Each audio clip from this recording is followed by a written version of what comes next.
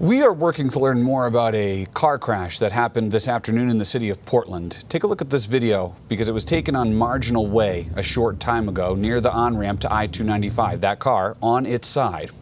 Portland firefighters say they evaluated one person at the scene, but it's unclear if anybody was taken to the hospital. We're still working to get more details about what happened here. As soon as we get them, we'll keep you updated.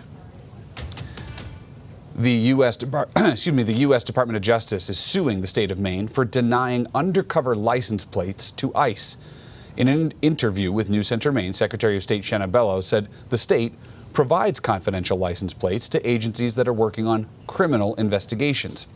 She says 48 requests from federal agencies have been approved for those types of investigations. Secretary Bellows says that the state did deny 11 requests from ICE back in March because that agency, she says, never agreed to not use the plates for civil immigration enforcement. Now, a few weeks ago, the DOJ told Maine to reverse that policy or face legal action. Secretary Bellows criticized how ICE operated in the state.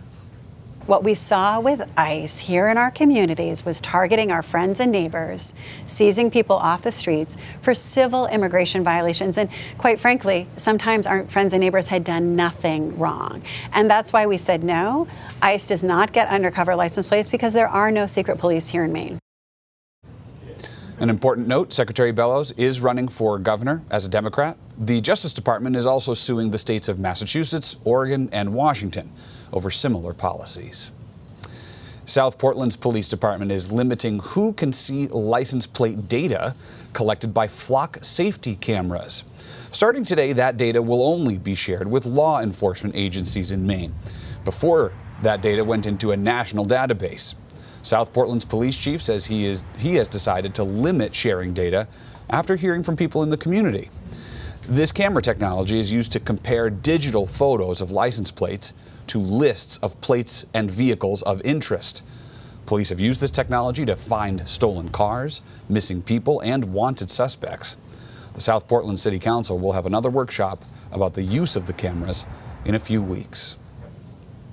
We're learning more about a deadly shooting involving a police officer that happened near the Maine-New Hampshire border.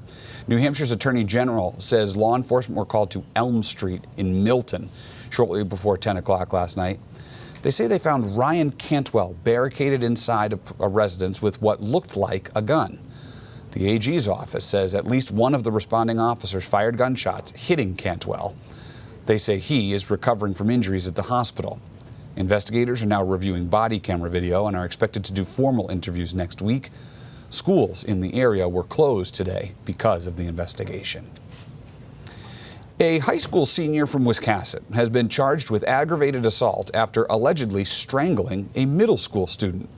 Some parents, at least one member of the school committee, and the school's principal are saying the district superintendent has mismanaged this situation.